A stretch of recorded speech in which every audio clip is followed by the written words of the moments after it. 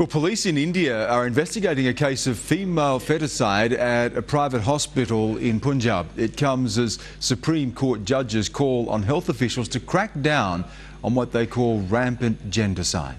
An estimated 50 million girls are missing, with gender disparity at its worst rate since independence. Tracy Spicer joined a World Vision team to visit one of the worst affected regions. Like any mum-to-be, Renu Chowdhury was excited about her 20-week ultrasound. But this turned to terror when she saw a syringe pointing towards her stomach.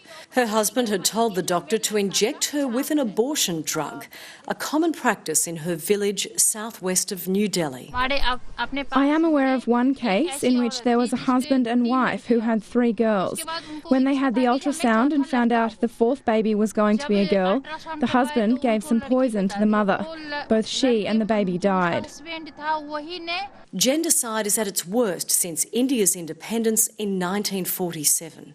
Even in the cosmopolitan capital, the sex ratio is 868 girls to every 1,000 boys. Nationally, it's estimated 50 million girls are missing. An influx of cheap ultrasounds is making it easier for families to abort female fetuses.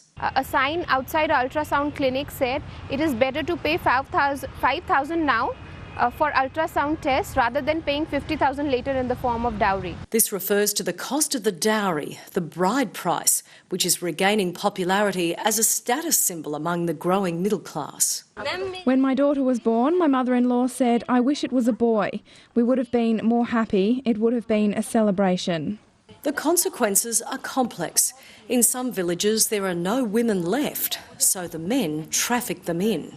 Jasleen Kleur believes this imbalance will lead to more violent rapes. Little has changed despite international condemnation following the gang rape and death of a 23-year-old medical student on a bus 6 months ago. Rape is still suppressed because the girl is blamed. It's her fault.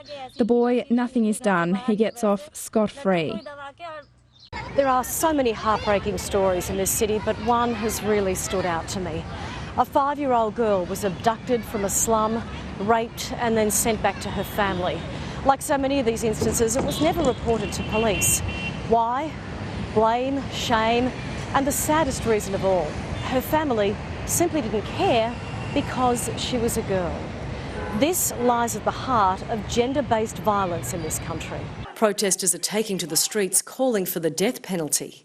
But some fear this will lead to rapists killing their victims to silence them. Nobody takes rape seriously. Parents don't even listen.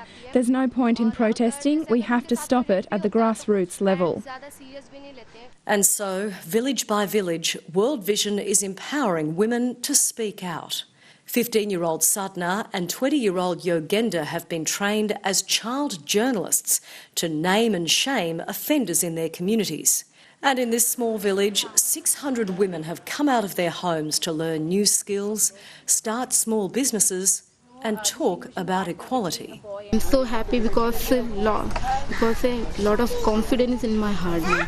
I'm so happy. They no longer feed their sons more than their daughters. And they know that killing girls is wrong. This is why, at the doctor's surgery, Renu Chowdhury found her voice and screamed "Stop" to save the life of her unborn baby. It is my hope that there would be change. We're putting our full effort into it. When both boys and girls are born, they're born from the same womb, yet from the moment they come out, there's a disparity. We're trying to change that. Tracy Spicer, Sky News, New Delhi.